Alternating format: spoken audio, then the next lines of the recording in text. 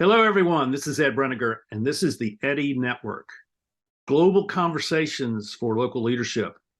And I'm proud today to bring my friend Stephan Abrams from Jackson, Wyoming, here to talk about a venture that he is hoping will come to fruition in the next few weeks. Hello, Stephan. Glad you're here. And before we tell them what your little venture is, let's hear a little bit about who you are and what you do, and then we'll jump into the real topic of what we're going to talk about today. Ed, thank you for inviting me today. As I said before we started recording today, it's wonderful to see you. It's not the same as being able to give you a hug. For anybody listening out there, Ed is a genuine person, and to be able to give my friend Ed a hug is a great experience, and it's a truly meaningful hug. Thank you. My background is I grew up in Mississippi. My mom and dad were divorced at an early age. My mom was a single income earner. She was raising my brother and sister and I. My brother and mom did not get along well. Talk about a battle in the household. And he went to go live with my dad.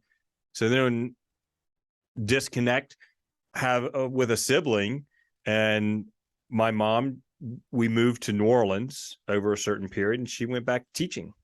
And so, but for her to afford for us to live in the New Orleans area, she worked a second job because teachers pay probably still in most respects was not something that you could raise a family on. And I started off going to public school there in New Orleans, and I was completely overwhelmed. There were more people in the public school I was going to go to there in Metairie than probably of all the town that I came from. It was that big of a public school. So I ended up going to a small private school. I graduated. I was not a star student. When people would ask me what my SAT score was, they said, "Is that your verbal or your English?"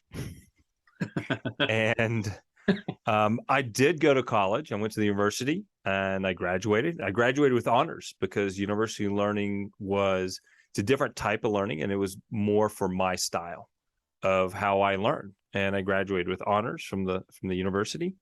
Which one? Pardon? Which one? Yeah. The University of Alabama. All right. Roll Tide, roll. That's right. Roll Tide. And going to Alabama gave me an opportunity to be on the same campus as my brother. And my brother and I started, I would say, building a relationship at that point. And I cannot imagine life without my brother. And the same with my sister. My siblings are so important to me. And my mom always told us, our mom always said, in the end, that's all you have is your siblings, your brother and your sister. You got to promise me that you always have a relationship with them. And we made that promise to her. Fast forward, I now live in Jackson Hole, Wyoming. As you mentioned, I met my wife here. We are raising two boys. We've had two boys here, and it's a beautiful community. In some regards, I should say, living in this town is the unreal real world. We do have real world problems, but it's just not on the surface.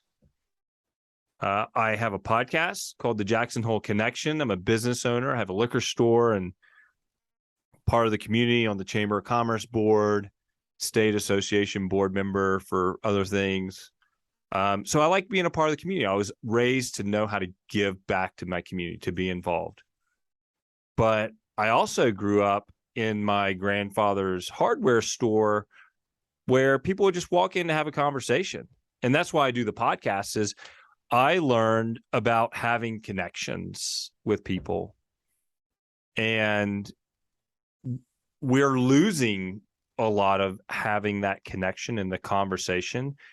It's so easy to make a post on social media or to send an email to somebody, versus having a conversation, whether it's on the phone, meeting somebody in person, going for a walk. And those connections are so important to me. I have best friends in the world who I've known since I was 10 years old. We grew up going to summer camp together. We were roommates in college together. We were at each other's weddings. It's another brother to me. And I could not imagine life without those individuals, that person. And friendships. So I do this podcast and I get to talk to people. I get to hear other people's stories, and it brings the world together by sitting down and learning about somebody versus you might hear what they say on the news or read something that they wrote and making an assumption. Let me ask you a question about that. Yeah. Knowing you and knowing Jackson as I do,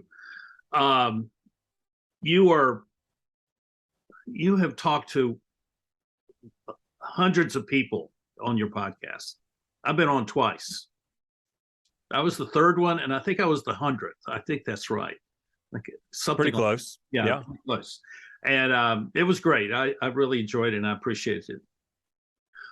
So what you're seeing there is a cross section of this community that you live in, and people's perception of this community is that it's known as the community that has the highest per capita income in the country.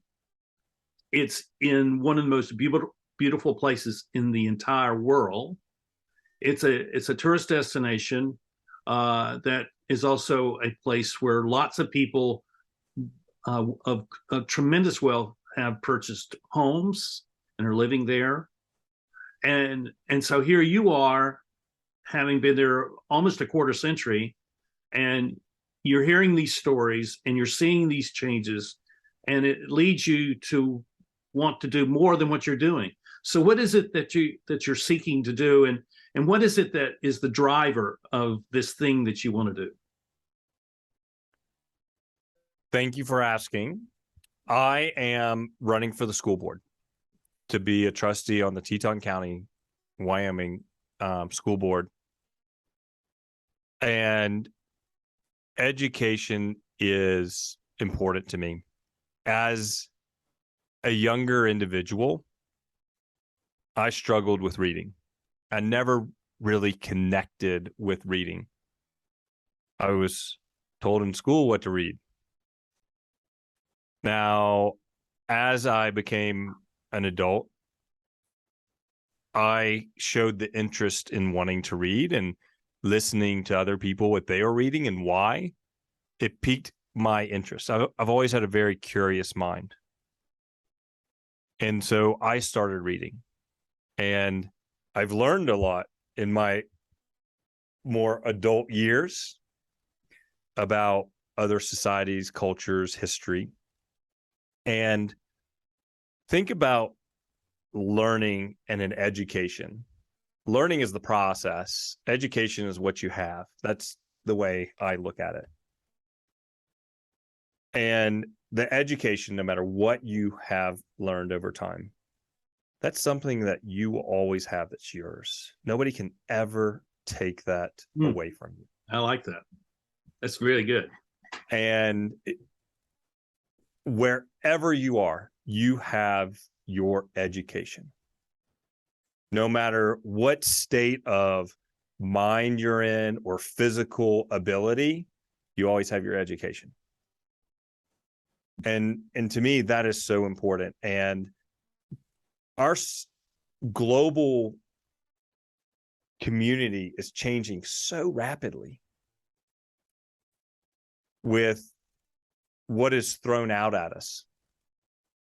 To me, it's education which will prepare the next generation, my kids, the kids who aren't born yet, the middle schoolers. My kids are in elementary school, the high schoolers, for what's ahead of them. Because let's be honest, nobody knows what's ahead of us any further past maybe than a week, if you're lucky. Yeah, very true. But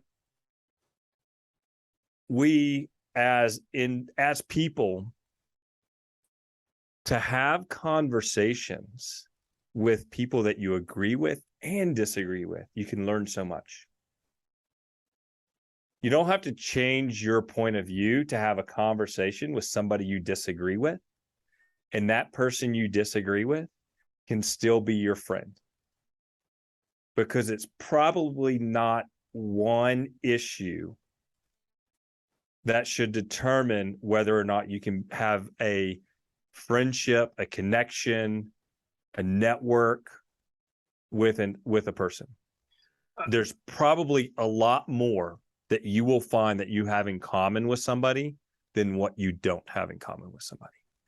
So are you saying that you feel like there's a greater need for conversation about education in schools in Jackson and Teton County than there is today? That there needs to be more of this? Is this what you're saying? I think there's plenty of conversation about schools and education here in Teton County and the rest of the country and the rest of the world. I think there's a greater need to have civil conversations. That's what I'm saying. I want to add the civility to it, to the conversations. And I do feel, Ed, that here in Teton County, we don't have enough conversations about what the real world problems are. They are buried a lot of times, such as homelessness, abuse, drug use, bullying. Think about when you and I were in school. There's an age difference between you and I, but when I was in school and bullying happened, when I got bullied, I went home. I was away from it. I didn't have to deal with it anymore unless it happened in the neighborhood as well. Now with devices, the bullying follows these kids wherever they are. And we do have a need to have civil conversations and conversations of curiosity to have a better understanding of what somebody's position is and why. And that's what I want to bring to the school board, is somebody that will listen and not coming to a conversation with a predetermined position on the conversation. So how do we do that? Oh man, let me rephrase that question. How does the board of the school system do that? I think first you have to demonstrate that you can do it amongst each other. Okay. And I'm not saying that our current school board doesn't. I can't say that, but I can say I can bring that. And I think demonstrating it and listening to the parents, to the teachers, to the rest of the staff who are part of the school system community. Providing the platforms, ensuring that we have a very large Latinx community, Latino community here in Jackson, ensuring when there is a meeting that if a non-native English speaker comes to the meeting, that there's somebody there provided by the school system who can interpret for that individual. Yeah. So they know what's going on for their kids. Because right now they bring the kids to act as an interpreter. So it's having an understanding of your entire community. The entire community. Is that, and that's what you're saying. It's for the entire community. It is for the entire community. If public schools have added so much value to our country, into all of the communities that are throughout this nation, My grandmother grew up in rural Arkansas, and she got to go to school.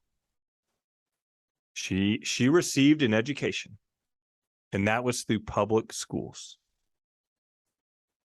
to where probably 20 years before, maybe 30 years before she was in school, that wasn't an opportunity for a farming household.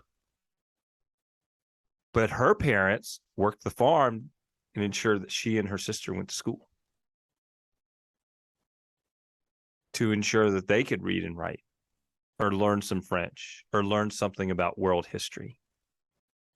Because maybe they didn't ever have the opportunity to go beyond where their mules and wagon would take them. Yeah. And that's what education can do. So what is it that you see? I know in your campaign literature, you've talked about 7 things that you're supporting. Can you talk a little bit about those things? Because I think they're important, and they take this big idea of having conversation and gives it some focus as to, we need to have conversations. You want me to go? I have the list here. You want me to go through the list with you? Yeah, we can. Okay, your first was you're talking about safety and security for all students, teachers, staff, and administrators. Can say just a little nugget about that. Safety comes in several forms. It's physical safety, mental safety, emotional safety. The security to me means that when you go to the campus of school, that it's going to a place that you can put all of your effort that day to learning, but also for the teachers to teach every student, and that the teachers feel secure that they're doing the right thing, and that they feel safe that something isn't going to happen bad to them today, or to make them feel uncomfortable. So that frees them to focus on your second one, which is to ensure our students are prepared citizens for a quickly developing global community.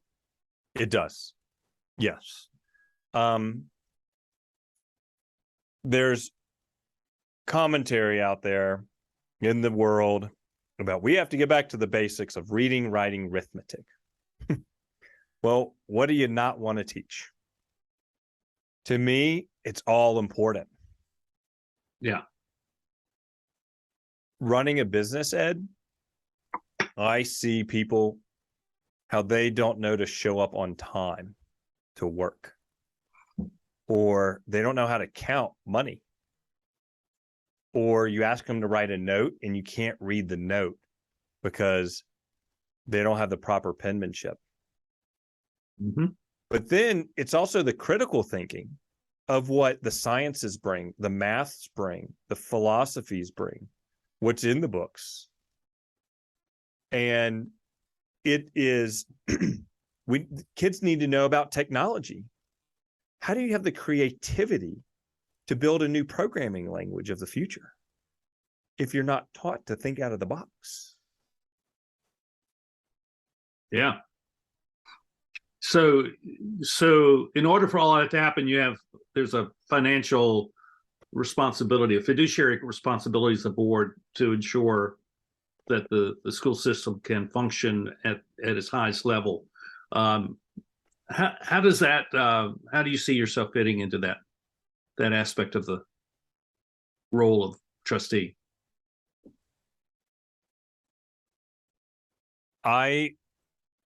Here in Wyoming, we're very fortunate that every child receives the same amount of money for education, meaning the state pays the same for a child here in Teton County as it does in Sublette County or Lincoln County or Carbon County or Fremont County. Now, there it costs more to operate a school here in Teton County than those other places.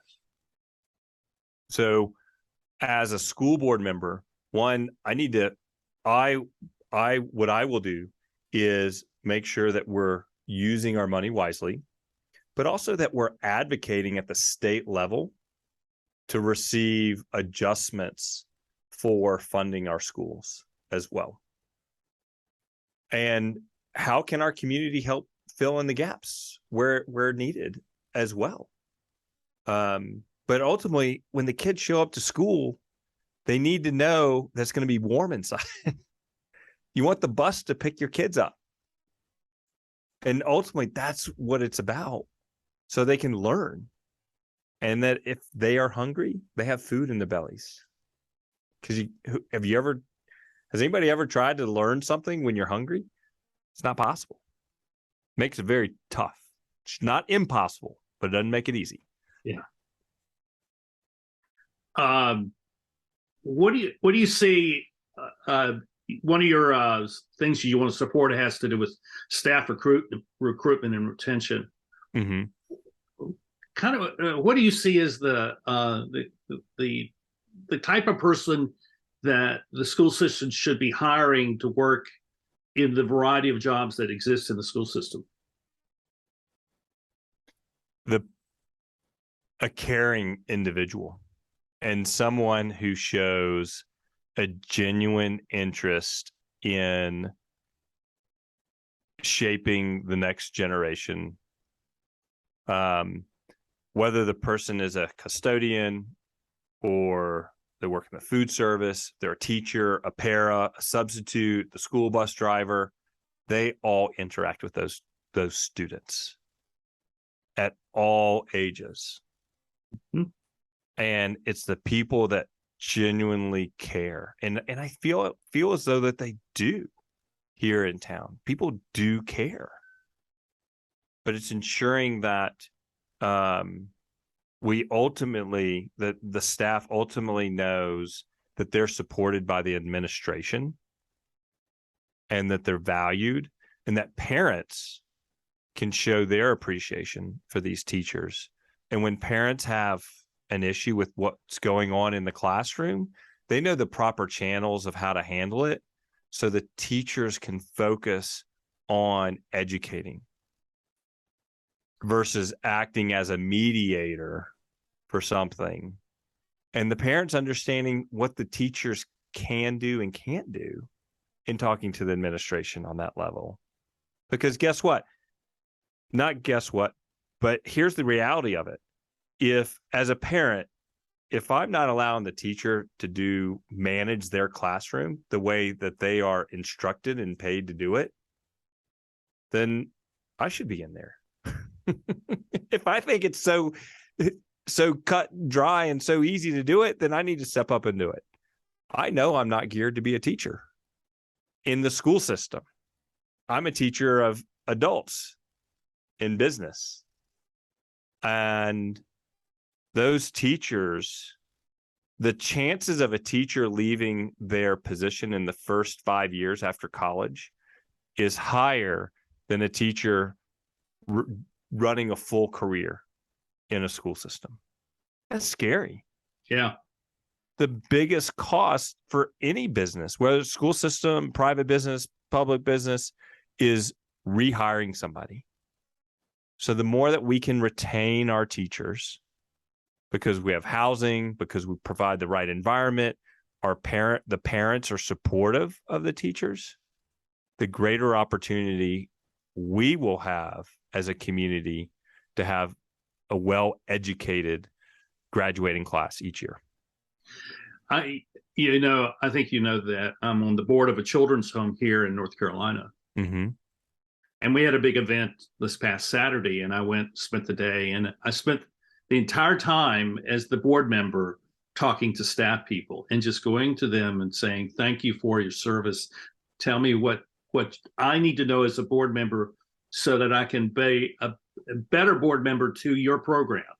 And it was so so gratifying to see them respond to me and to say thank you so much for caring about us and acknowledging how hard we work and how important it is how important the work it is that we do.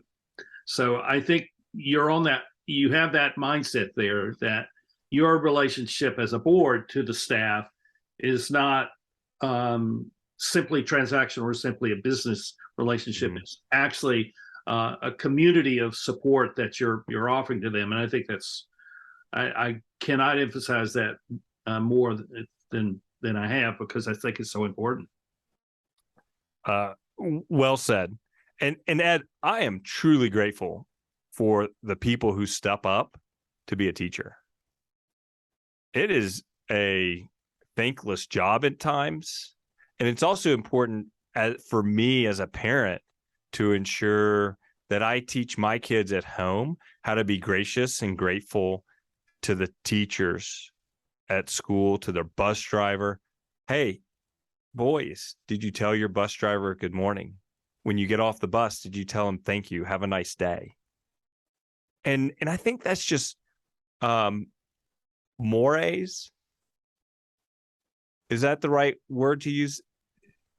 Yeah, it's just a virtuous practice. Let's call it a practice. It's treating people with respect. We're just respecting them.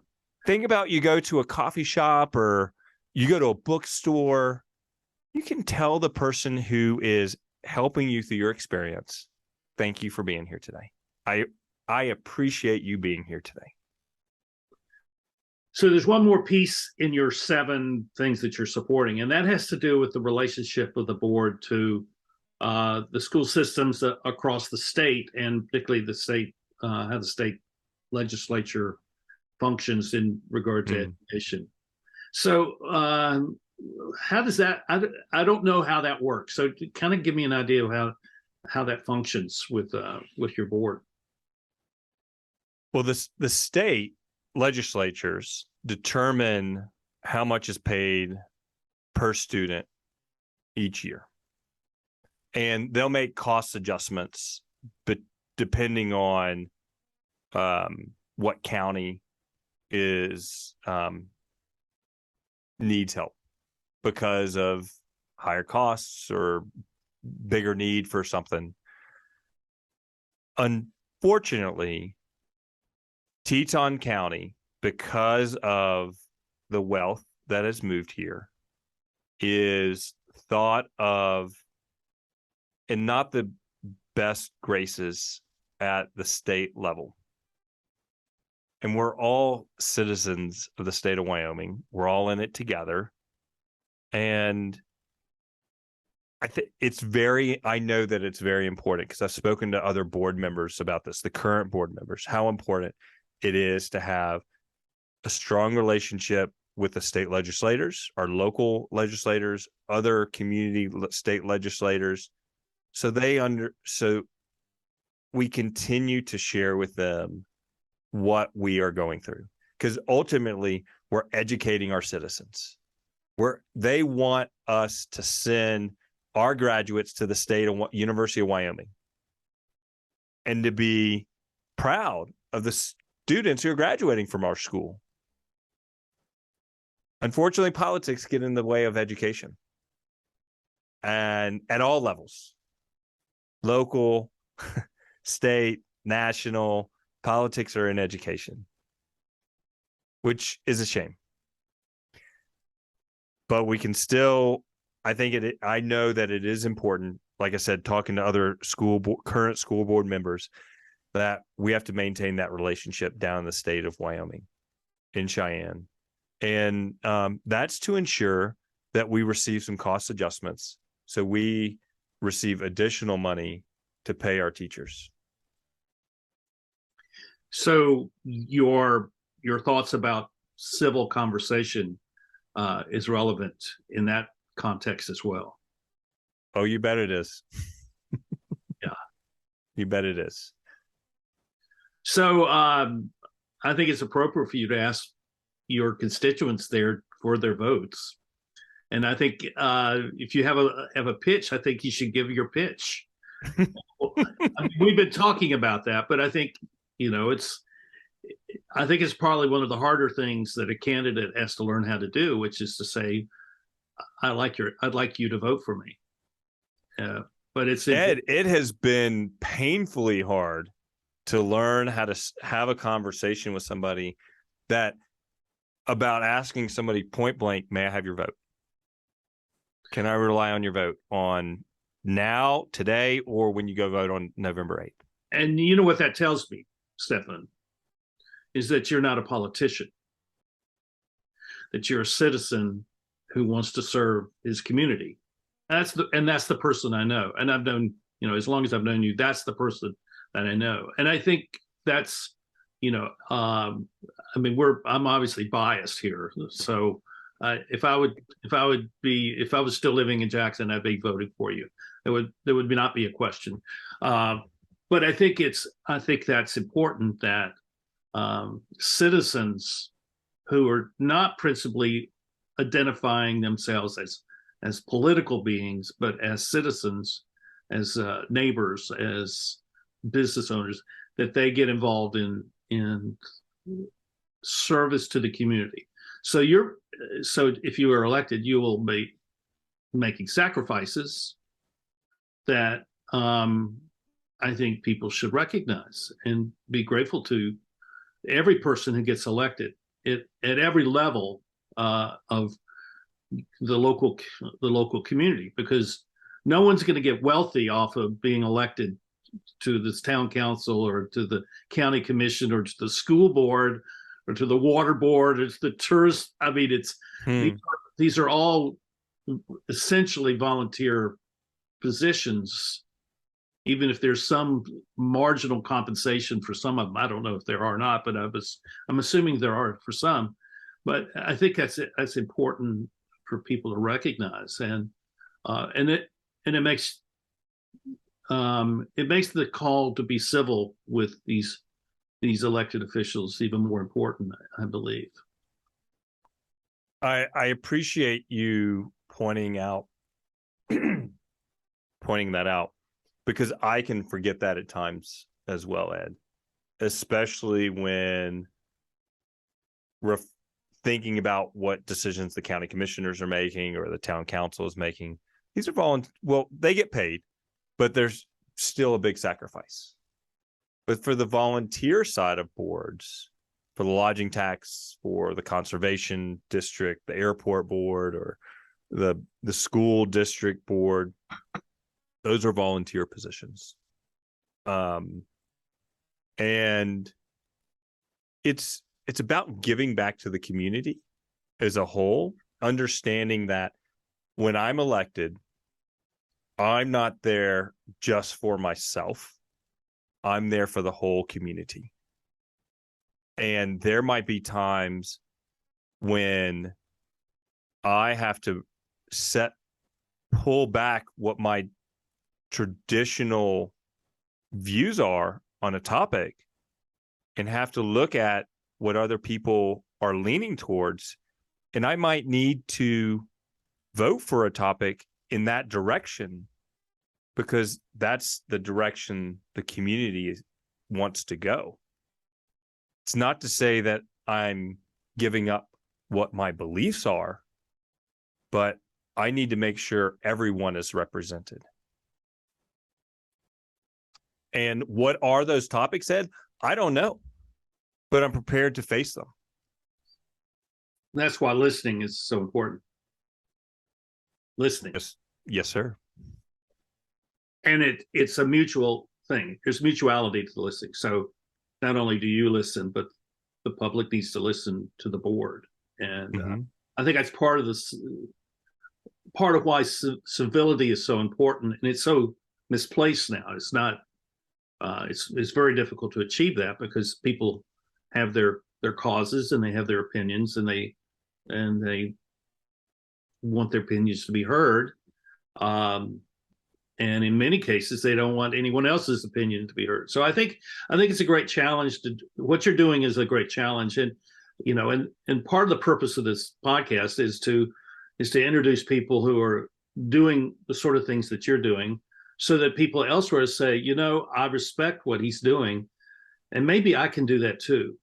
Because I think there is a great need for civilian, shall we call it civilian leadership, which is not primarily political leadership, but is really has the best interest of the whole community in mind. And I think that's what you're doing. And I think it's fascinating, and it's fantastic. And I wish you every success. Thank you. Thank you. I So appreciate it. if someone wants to be in touch with you about your campaign, how would they find you? I have a Facebook page. It's called Committee to Elect Stephan Abrams. You can find me on Facebook. I'm on Facebook out of the great need, not because I love being on Facebook. Yeah, I understand. The other option is sending me an email to committeetoelectstephanabrams at Gmail, and my name is spelled STEPHANABRAMS. And I also have a website that is Abrams for Education, which I can't believe I got after Stacey. we share a last name, and I'm surprised she didn't have that website, but I have Abrams for Education. So abramsforeducation.com, and people can connect to me that way as well. We'll put all this in the show notes so that people have access to that. And okay. Click on it, just go straight there. And if you want to make a donation, I guess you could do that too. Oh yeah, there's a way to follow the link and send me a Venmo donation. And I was so grateful last week. A childhood friend of mine who I went to school with in New Orleans, and we stay in touch. He sent me a donation. He said, "Go get it. I'm so proud of you. I love you, man." And gosh, having as a guide, I know that I have best friends, people out there that I can connect with. That is so important to me. I wish and I hope that everybody else can say that they have a best friend, somebody that they can call, a man can call up and say, "Hey, I love you." Yeah, I totally agree. After you're elected, and I'm assuming you will be, I think you have a lot of friends, a lot of support there, and I'd like to have you come back and talk about what you're learning, because I really want to emphasize that this is about caring for your local community. And if you're kind of swept up in kind of the global mania of all that goes on in the world, I think it sometimes makes you feel disconnected from reality. Mm-hmm. I think if you want to be connected to something that's real, go find some place to serve in your local community. And if you don't know where that is, go track down your mayor, or track down one of the city commissioners, or this is something I talk about regularly. And during the first year of the pandemic, I had a pastor in Uganda reach out to me, and he says, "My people are starving. What do I do?" Because they had gone into lockdown, and I said, "Go find your local elected official and tell him, if you get the food, we'll distribute it." And that's what happened. It was so cool. It was so cool. And then they went out and leased some land, and they grew some maize, and they fed their people. And it's an ongoing battle to try to figure out how to solve these problems. But that's the way communities operate. That's the way they function well. Is when we go and we seek out people to partner with, and then be able to do things that serve people and make things better. So that's exciting.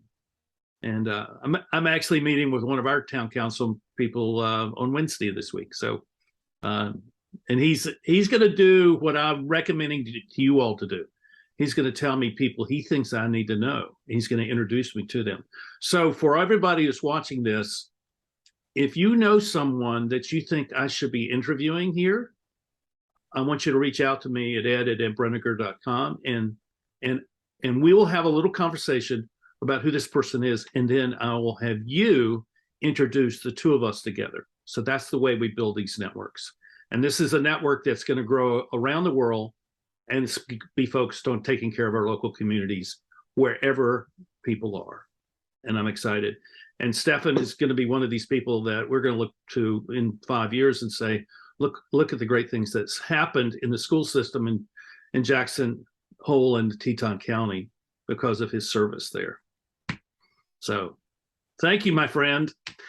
Wish I was there to hug you and celebrate with you when November 8th comes around. Thank you, Ed. I love you, man. And we'll talk again soon. And thank you all for watching, and more of this to come as we look to an actual launch of the Eddie Network podcast in January of next year. So thanks a lot, and we'll see you soon. Bye-bye.